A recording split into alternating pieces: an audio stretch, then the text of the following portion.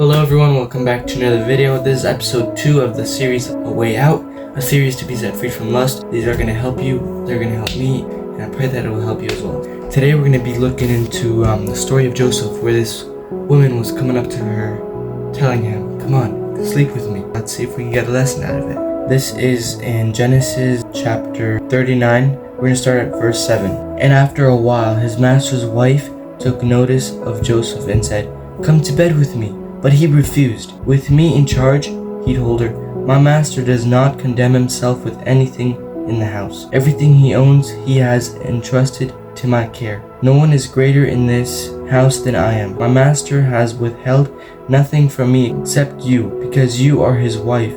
And then I could do such a wicked thing and sin against God? And though she spoke to Joseph day after day, he refused to go to bed with her or even be with her. Okay, the lesson I got out of this so far is you have to deny. Even if someone were to come up to you and you feel some kind of temptation, you gotta go away. Verse 11. One day he went into the house to attend his duties, and none of the household servants was inside. She caught him by his cloak and said, come to bed with me. But he left his cloak in her hand and ran out of the house. That is exactly what we should do. We should run. If someone were to come up to you, and if you feel some kind of temptation, if it's a temptation to watch pornography, you gotta run. You literally have to just do something. You gotta do anything except what your flesh wants you to do. Run outside. Do something you don't want to do. You have a decision. God has given you the authority to say no. Verse 13.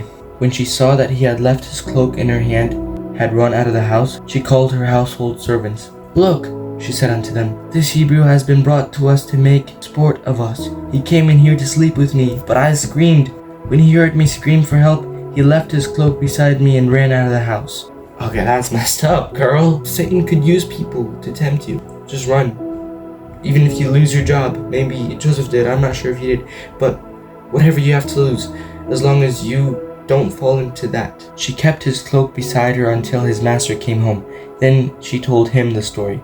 That Hebrew slave you brought us came to me to make sport of me, but as soon as I screamed for help, he left his cloak beside me and ran out of the house. When his master heard the story, his wife told him, saying this is how your slave treated me? He burned with anger. Joseph's master took him and put him in prison, the place where the king's prisoners were confined. But while Joseph was there in prison, the Lord was with him. He showed him kindness and granted him favor in the eyes of the prison. So the warden put Joseph in charge of all those held in the prison, and he was made responsible for all that was done there. The warden paid no attention to anything under Joseph's care, because the Lord was with Joseph and gave him success in whatever he did.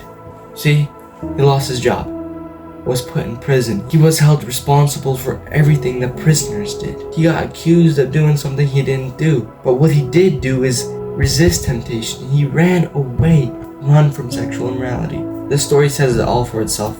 There's not much to add to it, but yeah, the summary of it is run. Just run, man. Just do something except for what your flesh wants. Make a habit of going outside, running, going on a walk, pray, read the Bible, focus on God. And this is kind of the same how our other video was, our last video, but I thought of this story and I thought it'd be good to add to make this episode. So it's okay if you lose your job, it's okay if you lose friends, just resist temptation. God will bless you. As you can see here, God was with him and he gave him success in whatever he did. So do the right thing. Even though your boss isn't going to believe you, just do the right thing. God sees you. Even if people don't see your good works, God does. But your good works won't bring you into heaven, but God will bless you through it. He wants you to do good. And I hope I'll see you in the next episode. Peace.